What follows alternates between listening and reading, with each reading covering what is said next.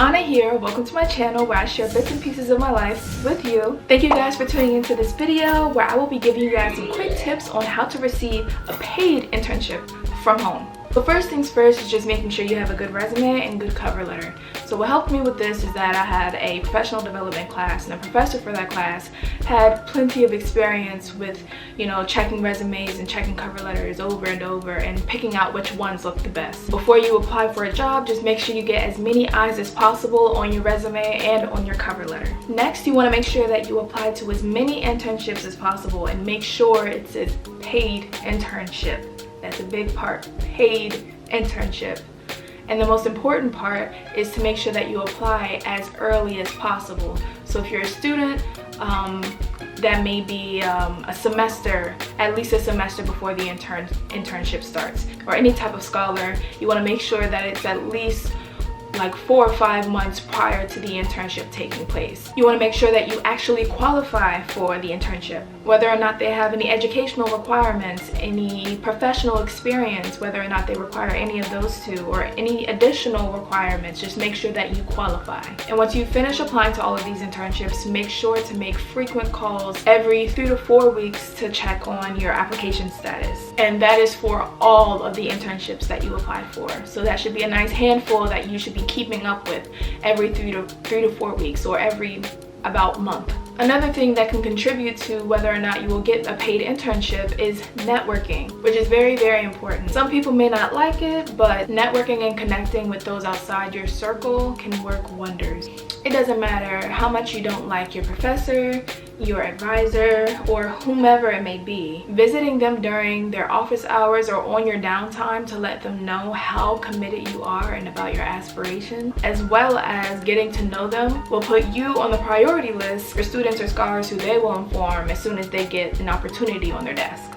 And under networking is joining and or attending organizations and meetings. As scholars, there's always a lot of different events going on. So attending meetings and joining organizations full of students from different backgrounds will give you that opportunity to hear what students have to say about all the different events that's going on within proximity to you, or that's easy access to you on Zoom, which in return will benefit your professional career because you never know who you're going to meet. And lastly, one of the biggest parts of networking is standing out. I remember going to a career fair and I was shooting for landing an interview with the district attorney's office. But at the time, I thought it was a stretch. So I took my time before the career fair to make sure that I researched all the companies that I wanted to visit. I had my questions all listed out and planned, and made sure that my questions were not included in the FAQs. I wanted to make sure that my questions stood out but were also helpful and had purpose. And just to stand out even more, I also got some business cards made. So with my research from each company, along with my questions that made sure that I stood out, along with my business cards, I was ready. And so when I went in there, I saw that there were a lot of students huddled around the district attorney's table.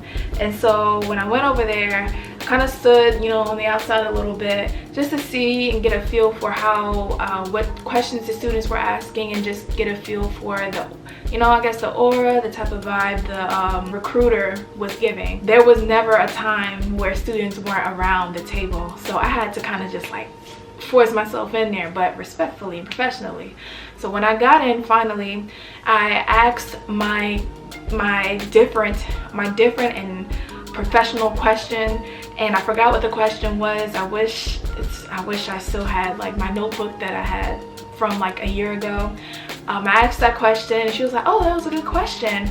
And she answered it, and then I let her know that I forgot what I specifically said, but I gave her my business card and I told her that I'm looking forward to meeting you in the future. Made sure that she remembered my face, and as soon as she pulled out that business card, that she would remember, oh, she was the one who asked me this, or oh, she was the one who felt more assuring, more promising, because I said I look forward to meeting you in the future. Just do certain things by your body language and everything. You want to make sure you do certain things to make sure that you stand out.